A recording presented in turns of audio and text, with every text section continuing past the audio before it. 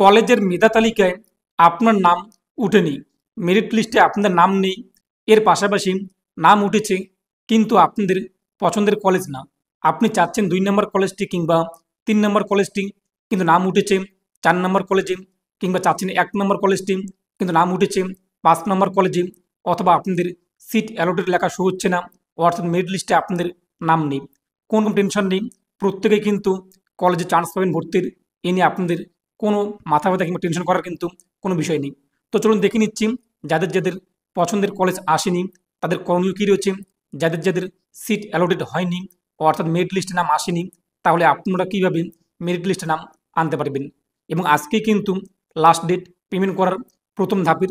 তো চলুন দেখে নিচ্ছি সমস্ত প্রসেস, পাশাপাশি কীভাবে আপনারা পেমেন্ট করবেন, ডকুমেন্টস ভেরিফিকেশন করার জন্য আমাদের কোন কোন নথিগুলো দরকার পড়বে, যাদের নাম আসেনি তাদের করণীয় কী রয়েছে। আর আপনি যদি এখনও পর্যন্ত ভিডিওতে লাইক না করে থাকেন অবশ্যই লাইক করে দেবেন, পাশাপাশি চ্যানেল সাবস্ক্রাইব করে পাশের বেল ক্লিক করে নোটিফিকেশন অল করে রাখবেন পরবর্তী ভিডিও সবার আগে পাওয়ার জন্য। অন স্ক্রিনে আপনি দেখতেই পাচ্ছেন নোটিশটি, এটি দেখে আমি আপনাদেরকে স্টেপ বাই স্টেপ বুঝিয়ে দিচ্ছি যাদের যাদের নাম মেরিট লিস্টে উঠেনি তাদের করণীয় কী রয়েছে, পাশাপাশি যদি আপনাদের পছন্দের কলেজ না আসে তাহলে করণীয় কী রয়েছে। অন স্ক্রিনে দেখতেই পাচ্ছেন ডেটগুলো। আজকেই কিন্তু কলেজের প্রথম ধাপের যে পেমেন্ট তার কিন্তু লাস্ট ডেট 25 তারিখ, এবং আপনাদের 23, 25 এবং 27 তারিখে যারা যারা ভর্তি হবেন তাদের নিকটবর্তী শিক্ষা প্রতিষ্ঠানে যে কলেজ কিংবা ইউনিভার্সিটিতে আপনি অ্যাডমিশন নেবেন সেখানে যেতে হবে ডকুমেন্টস ভেরিফিকেশন করার জন্য। এরপর 29 তারিখ থেকে আপনাদের ক্লাস শুরু হবে, এবং 31 তারিখে কিন্তু একটি যে আপগ্রেডেশন রাউন্ড তার কিন্তু মেরিট লিস্ট প্রকাশিত হবে। যখন আপনি পেমেন্টটি করবেন সেখানে কিন্তু আপগ্রেডেশন অপশন একটি রয়েছে, যদি আপনি ইয়েস করে দেন তাহলে আপনাদের কিন্তু 31 তারিখে আরও একটি মেরিট লিস্ট প্রকাশিত হবে, সেখানে আপনি আপনার নাম দেখতে পারবেন অন্য কলেজে। এরপর আপনি কিন্তু সেই কলেজে অ্যাডমিশন নিতে পারবেন। আর আপনাদের পেমেন্টের ডেট থাকবে 31শে আগস্ট থেকে শুরু করে 3 সেপ্টেম্বর পর্যন্ত। এই ডেটের মধ্যে আপনার পেমেন্ট করতে হবে। এখানে একটি প্রশ্ন, আপনি এই মুহূর্তে যে অ্যাডমিশন হয়েছেন 4,000 কিংবা 3,000 কিংবা 2,000 টাকা দিয়ে, এরপর আপগ্রেডেশন রাউন্ডে যদি আপনাদের মেরিট লিস্টে নাম আসে তখন যদি 2,500 টাকা হয়ে থাকে কিংবা 3,000 হয়ে থাকে, এখন আপনি যদি 2,500 দিয়ে অ্যাডমিশন নিয়ে থাকেন তখন শুধুমাত্র 500 টাকা পেমেন্ট করতে হবে। যদি আপনাদের এখন বেশি থাকে আপগ্রেডেশন রাউন্ডে কিংবা সেই মেরিট লিস্টে যদি আপনাদের যে কলেজ উঠেছে তার এমন যদি কম থাকে তো আপনি বাকি টাকাটা কিন্তু ফেরত পাবেন। এরপর দেখতেই পাচ্ছেন 4, 6, 8, 9 এই থেকে আপনাদের ফিজিক্যাল ভেরিফিকেশন এবং কলেজ কিন্তু শুরু হবে। এরপর হচ্ছে কিন্তু সেকেন্ড ফেজ অর্থাৎ মপ আপ রাউন্ড। যাদের যাদের নাম আসেনি মেরিট লিস্টে, সিট অ্যালোটেড লেখা শো হচ্ছে না, তাদের কিন্তু এখন সুবর্ণ সুযোগ কলেজে চান্স পাওয়ার। তারপরও যদি আপনার না আসেন তবু আপনার চান্স পাবেন, সেটা আমি আপনাদেরকে জানিয়ে দেবো। 10ই সেপ্টেম্বর কিন্তু wbcap.in পোর্টালে একটি লিস্ট প্রকাশিত হবে কোন ইউনিভার্সিটি কোন কলেজে কতগুলো করে সিট ফাঁকা রয়েছে।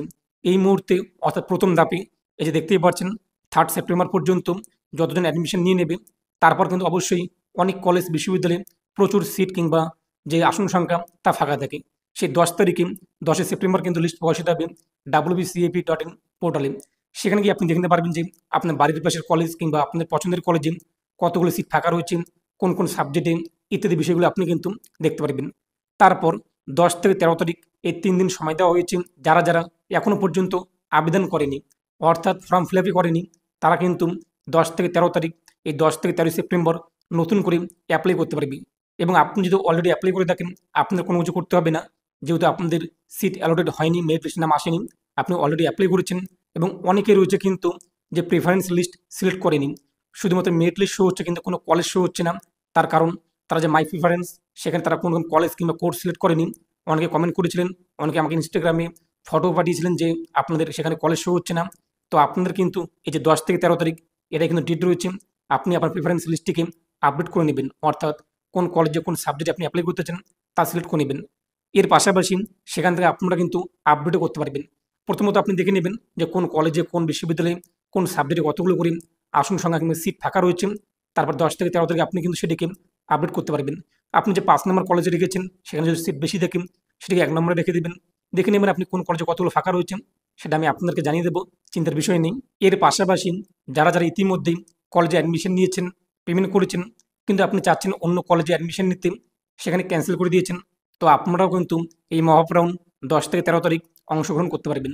এর পাশাপাশি আপনাদের নাম যদি কলেজের মেরিট লিস্টে চলে আসে কিন্তু আপনি পেমেন্ট করেননি, তবু আপনারা কিন্তু এখানে এক কথায় যে 10 থেকে 13 তারিখ এখানে অংশগ্রহণ করতে পারবেন। এরপর আপনাদের কিন্তু মেরিট লিস্ট প্রকাশিত হবে 16 তারিখে। 16 থেকে 17 একদিন সময় দেওয়া হয়েছে। এই তারিখের মধ্যে আপনাদের পেমেন্টটি সম্পূর্ণ করতে হবে। তারপর 21 তারিখে কিন্তু আপনাদের আপগ্রেডেশন মেরিট লিস্ট প্রকাশিত হবে। পেমেন্ট করার সময় আপনারা যারা যারা আপগ্রেডটি ইয়েস করবেন, এরপর আপনাদের 21 থেকে 23 তারিখে আবারও একটি মেরিট লিস্ট প্রকাশিত হবে।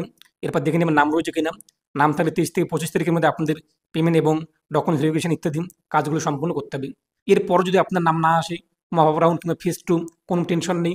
আপনি এই যে 25 তারিখের পর যে সমস্ত কলেজ রয়েছে যেখানে আপনি অ্যাডমিশন নিতে চান, তাদের অফিসিয়াল পোর্টালটি ভিজিট করবেন। নোটিশ বোর্ডে আপনি দেখতে পারবেন যে কতগুলো সিট ফাঁকা রয়েছে, কোন কলেজে কতগুলো ইত্যাদি সমস্ত কিছু আপনি কিন্তু দেখতে পারবেন। পাশাপাশি আপনি কলেজে গিয়ে যোগাযোগ করবেন 25 তারিখের পর যে তাদের এই সাবজেক্টে, এই যে বিষয়ে কোন কোন সিট ফাঁকা রয়েছে কিনা আপনি আরও বিষয়টি কিন্তু জানতে পারবেন। আর এখন আমরা দেখে নিচ্ছি কীভাবে আপনি অনলাইন পেমেন্টটি সম্পূর্ণ করবেন আর কী কী ডকুমেন্টসের আমাদের প্রয়োজন রয়েছে। ভিডিও ডেসক্রিপশন বক্সে থাকা লিঙ্কে ক্লিক করতেই আপনি কিন্তু এই পোর্টালে আসতে পারবেন। তারপর দেখতেই পাচ্ছেন লগ ইনে ক্লিক করবেন। এরপর আপনি আপনার ইউজার আইডি, এরপর কি পাসওয়ার্ড রেখেছেন তা বসিয়ে লগ ইন করে নেবেন। লগ ইন করতেই আমাদের সামনে ড্যাশবোর্ড চলে আসবে। তারপর নিচে চলে আসবেন। নিচে দেখতেই পাচ্ছেন কংগ্রাচুলেশন, এবং আপনাদের কিন্তু লাস্ট ডেট পেমেন্টের 25/8/2025 আজকেই। এরপর নিচে দেখতেই পাচ্ছেন কোন কলেজে কোন সাবজেক্টে আপনাদের নাম উঠেছে মেধা তালিকায় তা দেখতে পারবেন। তারপর হচ্ছে টেক অ্যাডমিশন, এই টেক অ্যাডমিশনে আপনি ক্লিক করবেন, যেখানে আপনাদের কলেজের নাম শো হবে, ইউনিভার্সিটি নেম, এরপর কোন সাবজেক্ট, পাশাপাশি নিচে রয়েছে কিন্তু সিলেক্ট সিট, এখানে ক্লিক করবেন। আনরিজার্ভ অথবা ওবিসি কিংবা এসসি এসটি আপনাদের সামনে যা শো হবে সেটি আপনি সিলেক্ট করবেন। তারপর রয়েছে ডু ইউ ওয়ান্ট আপগ্রেডেশন, আপনি কি আপগ্রেডেশন করতে চান কিনা। যদি আপনাদের এখানে নো অপশন শো হয়, দেখতেই পাচ্ছেন আমরা এখানে আপগ্রেডেশন করতে পারছি না। যদি আপনাদের এখানে অপশন শো হয় তো অবশ্যই আপনি ইয়েস করবেন।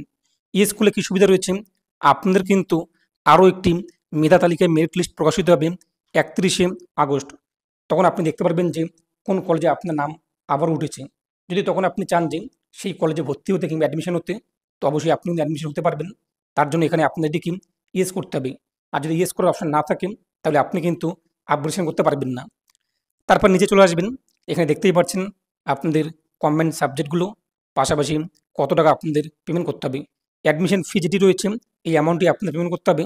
আর এই যে কোর্স ফি, এটি আপনাদের কিন্তু 4 বছরের কোর্সের সম্পূর্ণ ফিটি, যেটা আপনি ধাপে ধাপে সেমিস্টার ওয়াইজ পেমেন্ট করতে হয়।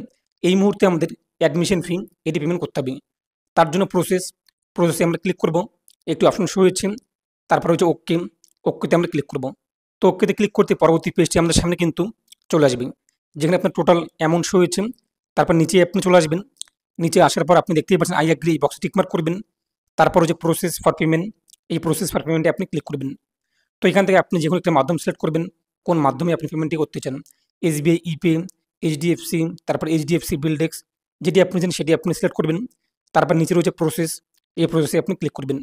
তো প্রসেসে ক্লিক করতে আপনার সামনে কিন্তু পরবর্তী পেজটি চলে আসবে, যেখানে আপনি ক্রেডিট কার্ড, ডেবিট কার্ড অথবা নেট ব্যাঙ্কিং অথবা ইউপিআইডি কিংবা ওয়ালেট অথবা কিউআর কোড ইত্যাদির মাধ্যমে পেমেন্ট করতে পারবেন। তো আমরা এখানে কিউআর কোড যে রয়েছে এটি আমরা সিলেক্ট করছি। তারপর আমরা এখান থেকে ভীম ইউপিআই এটি আমরা সিলেক্ট করলাম। এরপর মেক পেমেন্ট এখানে ক্লিক করব। আমাদের সামনে কিন্তু কিউআর কোডটি চলে আসবে। তো আপনি এখন স্ক্যান করে পেমেন্টটি করে দেবেন। তো আপনাদের যখন পেমেন্ট কমপ্লিট এরকম একটা ড্যাশবোর্ড চলে আসবে, এটি আপনি এখান থেকে ক্লোজ করে দেবেন এই সমস্ত নোটিশগুলো। এরপর দেখতেই পাচ্ছেন কংগ্রাচুলেশন, নিচে আপনার payment status, order ID, transaction status, amount ইত্যাদি চলে আসবে। এরপর যে গো টু ড্যাশবোর্ডে আপনি ক্লিক করবেন। তারপর আপনি নিচে চলে আসবেন।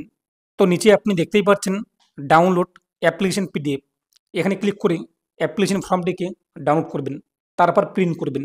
এটি আপনাদের কিন্তু সাথে করে নিয়ে যেতে হবে আপনাদের যে কলেজে আপনি অ্যাডমিশন নিয়েছেন ডকুমেন্ট ভেরিফিকেশন করার জন্য। এটি আপনি দরকার পড়বে। পাশাপাশি নিচে আপনি চলে আসবেন। দেখতেই পাচ্ছেন এখানে ডাউনলোড পেমেন্ট রিসিপ্ট, এটিকে ডাউনলোড করবেন, তারপর প্রিন্ট করবেন। এটিও আপনার সাথে করে নিয়ে যেতে হবে। তার পাশাপাশি ডাউনলোড প্রফেশনাল অ্যাডমিশন সার্টিফিকেট, এটিও আপনি ডাউনলোড করবেন। এটিও আপনার কিন্তু সাথে করে নিয়ে যেতে হবে ডকুমেন্টস ভেরিফিকেশন করার জন্য আপনি যে শিক্ষা প্রতিষ্ঠানে অ্যাডমিশন নিয়েছেন। পাশাপাশি কোন কোন ডকুমেন্টসগুলো আপনাদের সাথে করে নিয়ে যেতে হবে ডকুমেন্টস ভেরিফিকেশন করার জন্য সেটা আমি আপনাদেরকে জানিয়ে দিচ্ছি। অন স্ক্রিনে আপনি দেখতেই পাচ্ছেন আবেদনপত্রের ফর্ম অর্থাৎ অ্যাপ্লিকেশন ফর্মটি, সাথে আপনাদের নিয়ে যেতে হবে কিন্তু প্রফেশনাল অ্যাডমিশন সার্টিফিকেট, এখানে আপনি পেয়ে যাবেন। এই যে ডাউনলোড প্রফেশনাল অ্যাডমিশন সার্টিফিকেট, এটি দরকার পড়বে। পাশাপাশি ABC ID, academic bank of credit ID কিন্তু দরকার পড়বে, যেটি আমি আপনাদের ভিডিও অলরেডি বানিয়ে দিয়েছি কীভাবে আপনারা এবিসি আইডি কিংবা আফার আইডি তৈরি করবেন, সেটি দেখে নিয়ে আপনারা এবিসি আইডি তৈরি করে নেবেন। পাশাপাশি মাধ্যমিক কিংবা তার সমতুল্য পরীক্ষার মার্কশিট লাগবে, উচ্চ মাধ্যমিক কিংবা তার সমতুল্য পরীক্ষার মার্কশিট অথবা রেজাল্ট লাগবে, মাধ্যমিকের অ্যাডমিট কার্ড অথবা সার্টিফিকেট লাগবে, বয়সের প্রমাণ হিসাবে আধার কার্ড লাগবে, 1 কপি রঙিন পাসপোর্ট সাইজের কালার ফটো লাগবে, এসসি এসটি ওবিসি সার্টিফিকেট থাকলে তার দরকার পড়বে, যারা ইডাব্লিউএস তাদের ইডাব্লিউএস সার্টিফিকেট লাগবে। আশা করি বুঝতেই পেরেছেন। এই ছিল আজকের আপডেট। এ নিয়ে আপনার মতামত কমেন্টে পেশ করবেন। পরবর্তী ভিডিওতে আমরা দেখে নেব যাদের যাদের নাম আসেনি তারা কীভাবে তাদের যে কোর্স প্রেফারেন্স সেটিকে সিলেক্ট করবেন ইত্যাদি বিষয়গুলো ধাপে ধাপে। তাই প্রতিনিয়ত আপনি চ্যানেলটি ফলো করুন এবং অবশ্যই ভিডিওটি প্রত্যেককে শেয়ার করে জানিয়ে দিন।